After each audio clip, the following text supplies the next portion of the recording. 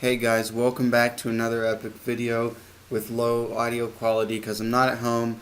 I'm using my regular built-in computer mic and my friend's playing Rainbow Six Siege with his vent right next to the computer, so it's going to be great quality, great video. But we're going to be reviewing The Mandalorian, which is the new Disney Plus show, whatever. You know, I'm sure you know what it is. If you don't, then look it up or something. I'm too lazy to tell you. But we're going to be telling you what we thought of the series. We just watched the first 3 episodes. So let's jump right into it. I'm here with the greatest YouTuber of all time, the person responsible for the funniest meme of 2017. Oh yeah, check it out. Yeah, it's called Fat Kid Pooping, funniest meme of 2017. It really is. It really is the funniest meme of 2017. The greatest meme of our generation. Yeah. Alright, so we'll start out with the first episode. Alright, so the first episode started out pretty good. It just shows him doing some bounty hunting. I like that part. It was decent. The first episode is about a Mandalorian. You probably figured that out from the title. The Mandalorian doesn't talk much, and he wears his helmet all the time, so we never get to see his face. Yeah. But the story follows him as he carries out some bounty quests and stuff. Oh, by the way, spoilers are going to be in this spoilers. review. And well, even then, like the official Disney Twitter or whatever was like, all right, spoilers are up. You can post spoilers. You've had enough time to watch the show. All right, so yeah, he gets this one very specific target that's 50 years old, and so he goes along. He meets this guy who's really cool, and he gets it from some suspicious individuals, which from the Empire. The Empire has collapsed at this point. This takes place between episode 6 and episode 7, so Yes. the Empire has collapsed at this point, but this seems like a splinter faction of the Empire or something. They've got stormtroopers and all that stuff, and they're looking for a particular person, which the bounty hunter, the Mandalorian, has been hired to locate and kill or capture. What do you want, Brian? It's so funny. The thing is like they've been hired to find and locate, and Sam's like, locate. He comes across this one guy who I really like. I forget his name, but yeah, he after every single time he's done speaking, he says, "I have spoken." Yes. That's in episode 2, right? No, in episode 1. Remember, he gets trained. Basically, he gets trained to ride this thing called a blurg. It's a funky-looking animal. Was that? I thought that was episode... No, that was episode 1. Yeah, because episode 1 ends with him finding the Baby package. Yoda. It's not Baby Yoda. Don't call him that. Well, then I'm gonna people call will him get confused. Call him Yodel. Yodel. Yeddle. Yeddle. His target was actually a young, like a baby of Yoda species, but we don't know what it's called or whatever. So George Lucas has not opened up on that information. He wanted Yoda's species to be pretty small and limited, or he wanted it to be unknown. But it's really interesting because we've only ever seen 2. Yaddle from episode 1, but she's only in 1 or 2 shots, and then Yoda. We obviously know Yoda, and if you don't know Yoda, what are you doing? Yeah, that was pretty. I really like that twist. Well, not really a twist, but the reveal is pretty great. So yeah, what were your general thoughts on the first episode? I really liked the first episode. I think it's pretty clear from the opening of the series, and it carries throughout the first 3 episodes we've seen, is that the production value is really high. Yes. Especially the shot composition, the framing, the sets, everything looks immaculate.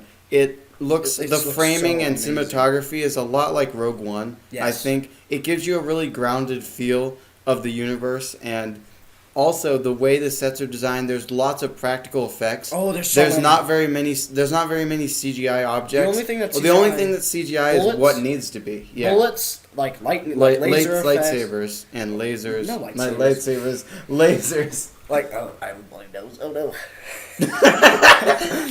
Anyway, lasers, blaster bolts, and electric effects on batons and stuff. But other than that, everything's pretty practical. It looks great.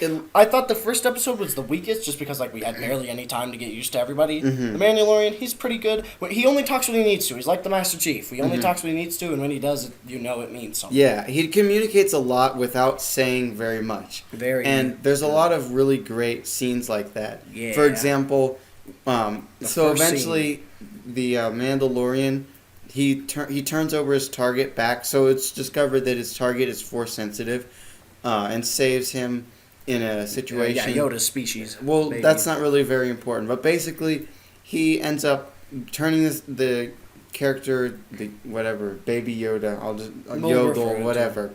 He turns it over to the the Empire child. That's guys. what they call him in the show. Yeah, they call him the child in the show, so we'll call him that. Yeah. They turn him over to the Empire guys, and he gets his payment and makes some cool armor, which is so awesome looking. We'll get into that into number 3. Okay. Beskar Steel, but we'll get into that Steel. later. Anyway, just get to your point. The point is that in this next scene, he's assigned as a target to many other bounty hunters, and the camera pans through a cafe where all the bounty hunters meet, and it shows them each checking their fobs, and each person's fob starts beeping and pointing in the same direction, which shows them the target that they're supposed to capture. And it's without saying anything, they visually show us that all these people are now after the Mandalorian who just took Yodel or the child. Anyway, so let's go back to episode 1. I really liked it. I said the comedy was okay. I really liked it when he talked because he doesn't like droids. I have to admit, some of the comedy really doesn't land and isn't very funny. It's rated TV PG, so some kids are watching it, so some of the comedy is a little. But there are some pretty funny moments. But episode 1 is good, but they kind of ditched the comedy pretty quick, so it's not that bad. No, the first act is a little bit like there's a Jar Jar type character, but he gets. He gets sold. He gets frozen to carbonite. Anyway, I really like that too. It shows that carbonite is become like something that's used by bounty hunters now. Anyway, so let's move on. There's a lot of excellent details in this show. We can't stress that enough. This show is great. Has great detail, great attention to detail, amazing production value. The characters are pretty great too. Anyway, let's move on to episode 2. Okay, so now we're moving on to episode 2. Now, episode 2, I preferred it over episode 1. I don't know. It just had a little bit more, like, character development. I feel like episode 1 had a little bit too much. Like, it was throwing too much at you, so you're like, whoa. But either way, so the Mandalorian has the child, and he's taking him around and stuff, and he runs into these little bounty hunter. Oh, you should talk about or not bounty hunter, Trandoshans, but you should talk about the shot that you really liked about the ravine. Oh, yeah. I noticed this actually while I was watching. A lot of the times you don't notice these things while you're watching it, but in retrospect. But I actually noticed this. This is a small detail, but it's something that really contributes to the cinematography. The Mandalorian is in a ravine, and he's walking through it, and he turns his head because he hears something. And in the reflection of his helmet, you see Trandoshans jumping across on the other side of him, which is a really neat detail. And I noticed it in the show, and it actually helped me. Like I figured out something was going on through that really small detail. But anyway, it's really they jump down, they attack him, they destroy part of his armor, and then he's obviously weakened. He gets them obviously, which is it's pretty cool. The choreography is really good. I really like how we'll get into episode 3. But anyway, he makes it and he's like repairing his armor and fixing. He's trying to heal himself, and this little baby, the little child, comes over and tries to just kind of touch his arm. My guess is that he was trying to force, just heal use him the or force, something, or maybe use the force to pull the ends of the the little torn skin together. Yeah. And kind of stitch it back together using the force. But anyway, let's talk about the child. So I really like that, and I think it's interesting because he's only 50 technically, but he's a baby. Because the races age differently. Yeah. But it really helps. These scenes like this helped add development and create a bond between the Mandalorian and the child without saying anything. No, and I said because the child doesn't say much at all. The child never doesn't say anything except coos, child coos. Yes, so I really like that, and also I really like how it's force sensitive. So you get the feeling that Yoda's species is pretty much really force sensitive. Because all the members of a species we know of have been force sensitive. Yeah, even from a baby, and even then I'm sure babies didn't teach themselves how to use the force. Anyway, so he goes on, he meets the I Have Spoken guy, or the Jawas start tearing apart his ship, so he goes after him. I like the scene, he just tries to get his stuff back by force. And so the comedy in this episode is way better. But it really doesn't turn out well. He goes through all this, and he climbs up the sand crawler, gets all the way to the top, and then he gets electrocuted and falls off. So he needs to find a different method of procuring his items to remake his ship, which his ship was dismantled by the Jawas. So he comes back to the I Have Spoken guy. I said I don't remember his name, and we could probably look it up later. But anyway, so he goes back to that guy, and he's like, yeah, I need my stuff back. And then there's some pretty good scene where he takes him to the Jawas, and then he's like, well, yeah, the Jawas really seem to not like you. And he's like, that's probably because I disintegrated a few of them. Yeah. Anyway, the comedy is much better. And so the Jawas tell him to put down his weapons, but then he says, a Mandalorian, the weapons are part of my religion. And so that part was pretty great too. Easy to take as a meme or something. Yeah, but either way, it was still some pretty good character development to show that Mandalorians are, because we don't know much. Sure, there may be a comic here or there, but we don't know actually a lot from just base Star Wars movies. No Boba Fett and Jango Fett, but other than that... Well, they're not technically Mandalorians. No. Well, there are. Anyway, technically he is Mandalorian. So he goes... The Jawas say to get the egg, so he goes and tracks down this beast, and the beast, just attacks him and stuff, obviously to protect the egg. And so he's really, really, really hurt, and he's about to stab it when Baby Yoda, or the child, force lifts up the beast. And so you see that, obviously, the child. The child. I keep on saying the baby. The child is really super force sensitive. And so then he kills it and gets the egg, he brings it back to the Jawas, and then he rebuilds the ship, and then he's on his way to deliver the stuff. So, thoughts on he trades the egg for the pieces to parts. his ship. And the other guy helps him repair it. Anyway, so this episode, I really liked it. I liked it more than the first one. I feel like we got some more... We got some more character development. Individual stories. And we got to learn, we got to build the dynamic between him and the Mandalorian and the child. So it was really good. The action was really good. Of course, really the production value is great. Yeah. I really like the I Have Spoken guy. He's really funny. Yeah, because after you know what he's going to say and you like that. So. Yeah. But speaking of the production value, it's something I was a little bit worried about because it's a TV show on an exclusive streaming platform. But it really looks great. It's probably one of the best looking Star Wars visual mediums out there. Honestly, because they use so much practical effects. Almost everything. They build all of the sets and the costumes and stuff. They don't use CGI. It makes it look great. Yeah, they may use CGI because I noticed the child every once in a while CGI. Yeah, I think the child's mostly CGI. Or no, the child's mostly practical effects. But whenever it's doing something that has to do with like a motion, like for example, he's going after like a frog or whatever. Yeah, like he eats a frog at some point. He eats a frog, so it's a little bit hard to use the puppet to actually grab the frog. So it shows him a little bit like that. But other than that, it's mostly practical effects.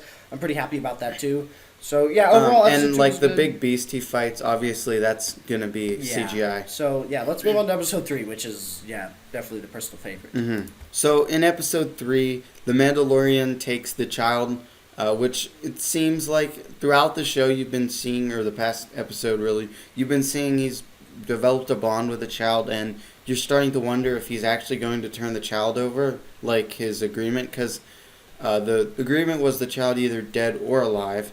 And he's in the first episode, he stopped the robot, which we didn't really talk about, but he met another robot bounty hunter. He stopped this one from killing the child in order to take the child alive.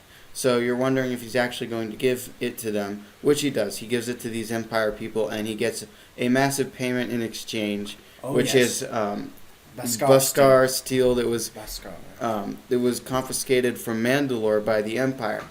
So he gets tons of it. Yeah, he gets tons of it. Enough to make his entire armor in Beskar steel, which he has been doing with his payments throughout the show. He rebuilds the pieces of his armor. And he donates the money to these and the things extras called the he donates to the foundlings, which we don't really know what they are, but we can theorize.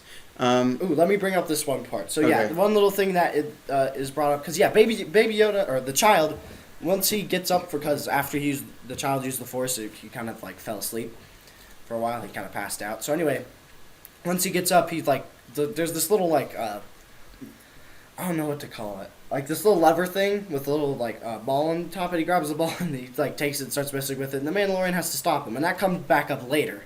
But anyway, I just wanted to mention that super quick. After some confrontations, because he lives at this settlement with a lot of Mandalorians.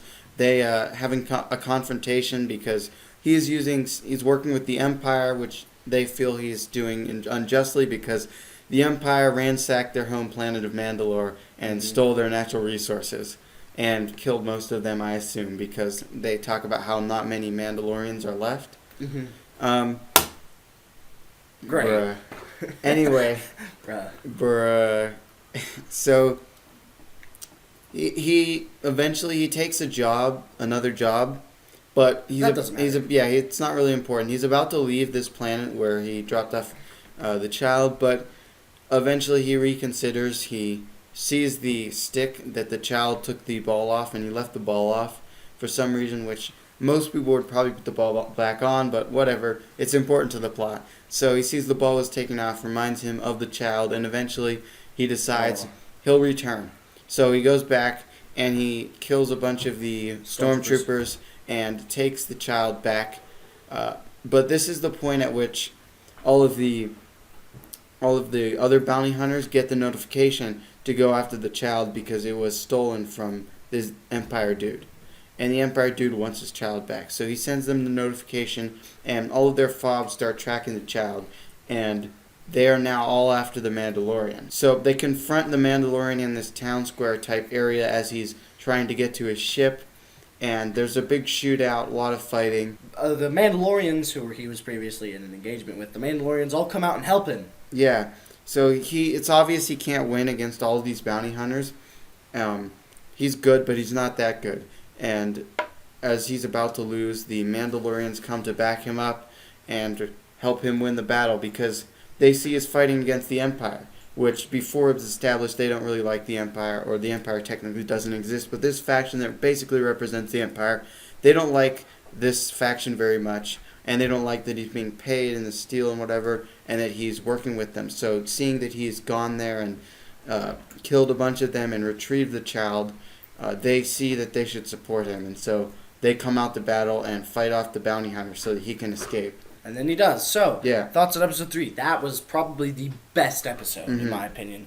The action is really good. The characters are really good. There's not as much characters. There's a little bit more action, which I liked. But the thing is, the action is helpful because we already had the characters established. Because you realize the Mandalorian is going after the child, and he really likes the child. And it was really good. I really liked how he used every single one of his gadgets. He used the flamethrower. He used the little grappling hook wire thing. He used the normal blaster. He used the little staff that he had, and he also used these things that were like the butterflies, but they come out. They literally just zoomed out of his little gauntlet, and they zoomed around and they killed the stormtroopers. It was really good action, and there's a lot of tension. And I like how each episode has left off where we don't know where we're gonna go next. We really don't. Like we don't know what's gonna happen with him and the child. Is he gonna fight back against the Empire or this splinter faction? Well, the Empire, or try to figure out something. The bounty hunters, maybe. Yeah. The bounty hunters are pretty much. It's more of the bounty hunters are after him. The Empire is kind of. Well, I think they're kind of the driving villain ultimately because they're the ones who want the child. And, but there are a bunch of we don't know their reasoning either right now for wanting the child and what they want to do with it, why they want it, etc. Because it isn't really revealed. Also, how do they know about this race, this child? I'm sure we'll find out as the show goes on. But either way, yeah, this show is really, really, really good. If you, I suggest you check it out. Yeah, if you're a Star Wars fan, I'm sure you'll like it. And even if you're not, it's pretty good. But you probably need to know a little bit about Star Wars lore to understand it. Yeah, it is kind of nice though because it's just it's a contained story that isn't really you don't really. Yeah, it's not some bombastic quest either. Doesn't have anything to do with the end of the world or anything like that. It's a pretty small scale. Is it worth buying Disney Plus for? It is pretty cheap, $7 a month. It is really good, and there's tons of. As more episodes release, like once the series done, you could just buy it for 1 month, watch the whole thing, and be done with it. You could also watch other things on Disney Plus. They have tons of Pixar films, all the Star Wars movies, except for like a few of them. Bunch of Marvel movies. Marvel shows are coming out. But either way, we really like that, and we think you should check it out. Yeah, so I'd say like if you're a Star Wars fan, I would recommend buying Disney Plus to watch it once the series is complete, because then you can watch the whole thing at once. All right, that's it for our review. I hope you enjoyed. See you in the next video, which will hopefully have better audio quality and won't have Brian's computer blaring next to the microphone. Bye, guys.